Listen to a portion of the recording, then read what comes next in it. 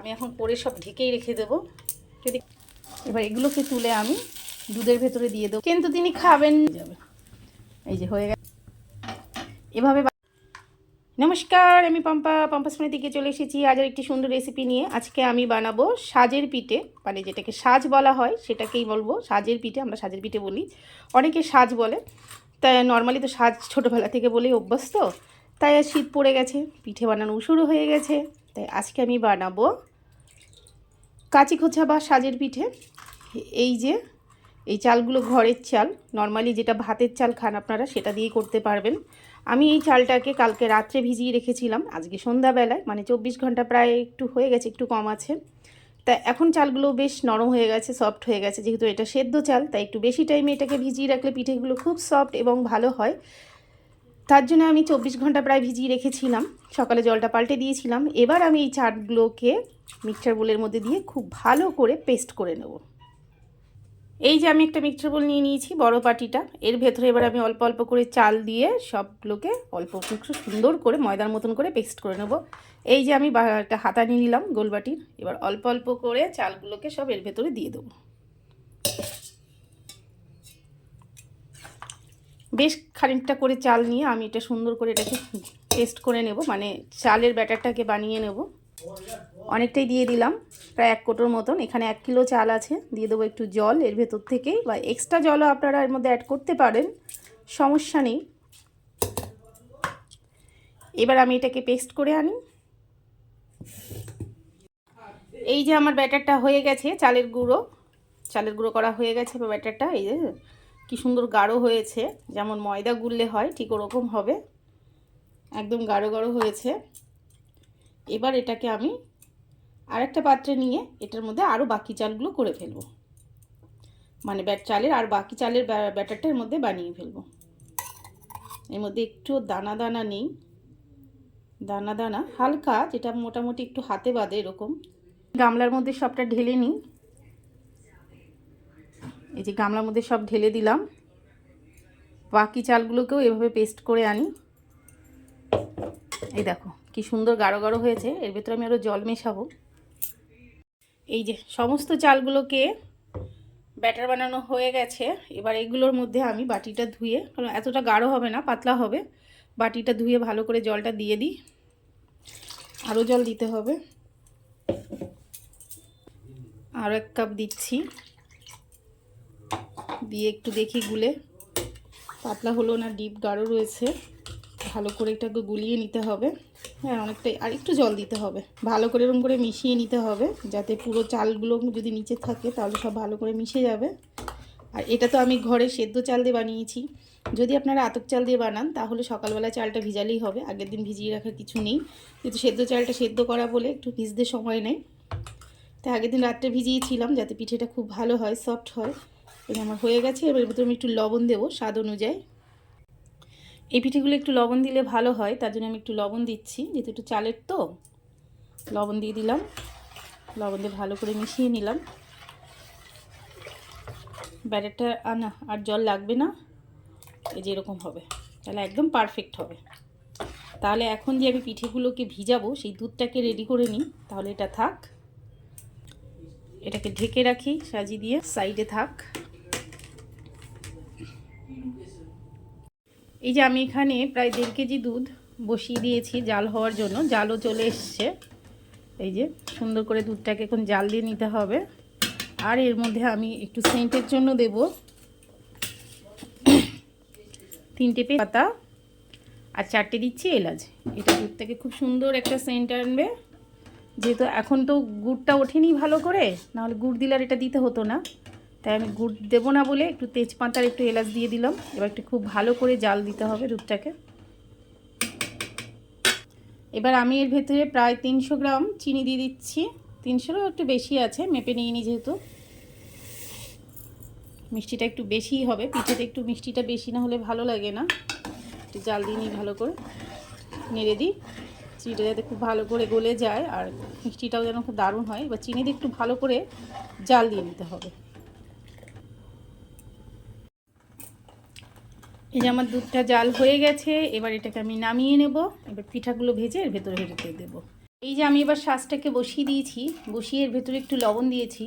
এটা আমার দিদিমা করতেন, যখনই পিঠে বানাতো তখনই শাঁসটা রেডি হয়েছে কিনা পিঠে দেওয়ার মতন তাই একটু নুন দিয়ে নিত, দিয়ে যখন নুনটা চটপট চটপট আওয়াজ হতো তখন মনে করতো যে না এটা রেডি, এটাকে ফেলে দিয়ে তারপরে পিঠেগুলো দিতে থাকতো।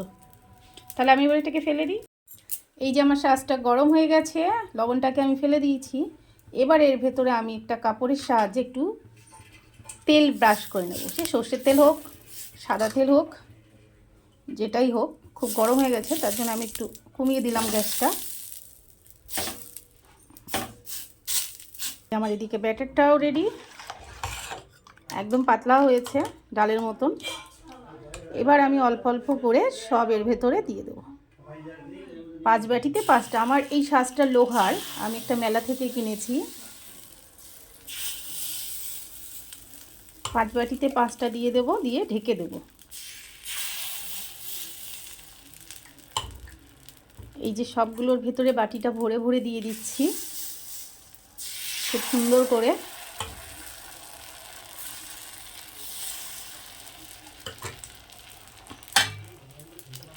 এবার এটাকে আমি ঢেকে দিই যতক্ষণ না হবে, ওই মিনিট 2-3 লাগে হতে আর কি। এবার গ্যাসটাকে বাড়িয়ে দিই, যেহেতু অনেক তেতে গেছিলো বলে কমিয়ে দিয়েছিলাম। গ্যাসটা সবসময় বাড়িয়েই করতে হবে।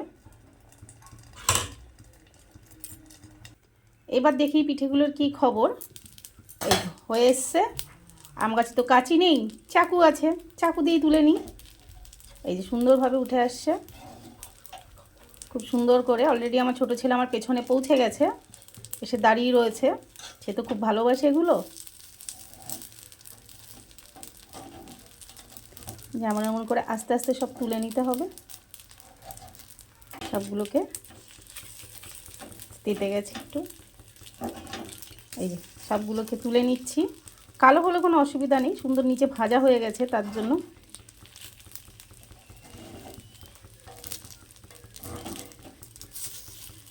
এই যে হ্যাঁ, গুড় ফ্রিজে আছে। এটা শুকনো শুকনো গুড় দিয়ে খেতে খুব ভালো লাগে গরম গরম। আমার ছোটো ছেলে খুঁজে বেড়াচ্ছে গুড়, খেজুরের গুড় নেই। হ্যাঁ, ক্যানের ভিতরে আছে আখের গুড়।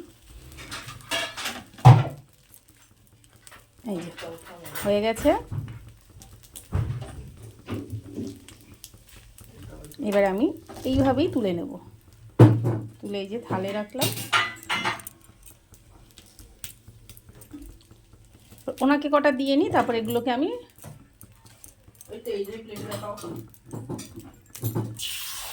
এই যে বাকিগুলোও দিয়ে দিচ্ছি।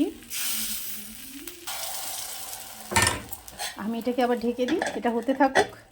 এই দিব নাও, একটা আমি রেখে দেবো, ওই সে আগটা রাখতে হয়। এই যে আমার ছোটো ছেলে অলরেডি প্লেট নিয়ে গুড় নিয়ে চলে এসেছে। এই যে দেখো তোমরা আমার ছোটো ছেলে কি দেখো, সে পিঠে পুলি খেতে খুব ওখানে চলে পুরোটা দেখি, আর একটু পেছনে যা। এই যে পিঠে পুলি খেতে খুব পছন্দ করে, ওনার জন্য স্পেশালি করা। ওই যে চলে গেল। তাহলে আমি বাকিগুলো এইভাবে করে নিই। এই যে এই পিঠেগুলোও হয়ে গেছে যেটা দিয়েছিলাম। এবার এগুলোকে তুলে আমি দুধের ভেতরে দিয়ে দেবো। কিন্তু তিনি খাবেন না, তিনাকে বিরিয়ানি দাও। উল্টে উল্টে দিলাম, কারণ এর ভেতরে যদি কাঁচা থাকে সেটা সেদ্ধ হয়ে যাবে। এই যে হয়ে গেছে। আর যদি আমার পিঠের রেসিপি ভালো লাগে তাহলে তো অবশ্যই অনুরোধ রইল, লাইক কমেন্ট সাবস্ক্রাইব শেয়ার করবেন। আর ফেসবুক প্রোফাইল থেকে দেখলে আমার পেজটিকে ফলো করে দেবেন, লাইক কমেন্ট শেয়ার করবেন। কেমন হলো পিঠেগুলো সেটাও অবশ্যই জানাবেন। কে কোথা থেকে দেখছেন সেটাও একটু জানাবেন।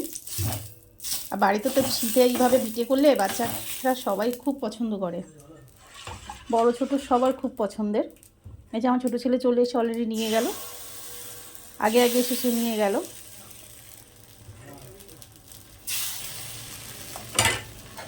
বাকি পিঠেগুলো এভাবে বানিয়ে নিই। এই যে আমি পিঠেগুলোকে ছাড়ছি, এর ভেতরে অনেকগুলোই দেওয়া হয়ে গেছে, আরও দেবো। বা দেখি তো সমস্ত পিঠেগুলো মোটামুটি হয়ে গেছে, এটা লাস্টের দিকে আছে।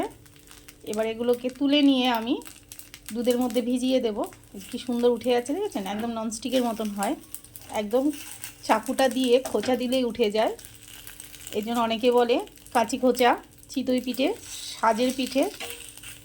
আমরা বলি সাজের পিঠে, অনেক বেশ সাজের পিঠে বলে, তা আমরা সাজের পিঠেই বলি। চলতি ভাষায় ওটাই ছোটো থেকেই শুনে এসেছি। আপনারা কে কী বলেন অবশ্যই একটু কমেন্টে জানাবেন। এবার এগুলোকে আমি দুধের মধ্যে ভেজাবো। এই যে পিঠেটা আমি সব কোলের মধ্যে দিয়ে দিয়েছি। এবার এখান থেকে নিয়ে এই যে দিয়ে দেবো। গরম গরম পিঠে দিলে কি হয়, তাড়াতাড়ি করে দুধের মধ্যে ভিজে পিঠেগুলো সব ফুলে ডবল হয়ে যাবে, আর খেতে খুব সুন্দর হয়। বিশেষ করে বাসি পিঠে হলে তো কোনো কথাই হয় না। তা আমি এখন করে সব ঢেকেই রেখে দেবো। যদি কেউ একটু খাবে, সমস্যা নেই। এই যে, তাহলে আমার পিঠের রেসিপিটা কেমন হয়েছে অবশ্যই আমাকে কমেন্টে জানাবেন। আর এই পিঠেকে কে কী বলেন সেটাও একটু জানাবেন। তাহলে আমার এখন পিঠের রেসিপিটা এখানেই হয়ে গেছে। তাহলে ঢেকে রাখি, আর অল্প একটু আছে, ওটাকেও একটু তেল ব্রাশ করে দিই। তাহলে অনুরোধ রইল অবশ্যই আমাকে একটু জানাবেন। আর এটুকু দিয়ে আমি এটা লাস্টেরটা ঢেকে রাখবো, যেহেতু খোলাটা ফাঁকা রাখতে নেই। আমার দিদিমাকে দেখতাম এরকম করে দিয়ে ঢেকে রাখতো। আমার দিদিমার পিঠেগুলো দারুণ বানাতো, মা দিদিমার থেকেই শেখা। তা আমি তো মার থেকে শিখতে পারিনি। আমার মা হঠাৎ করে আমাদেরকে ছেড়ে পরলোক চলে যান। তা আমি এক মাসিমার থেকে আমাদের হাতে করে শিখিয়ে দিয়েছিল। মাসিমার বাড়িতে আমরা থাকতাম, ভাড়া থাকতাম। আমাকে ওই মাসিমা, বকুল মাসিমা শিখিয়ে দিয়েছে যে এইভাবেই পিঠেগুলো বানালে খুব ভালো হয়, ওনার নাতি খুব ভালো খাবে। তাহলে আমি এখন আসি।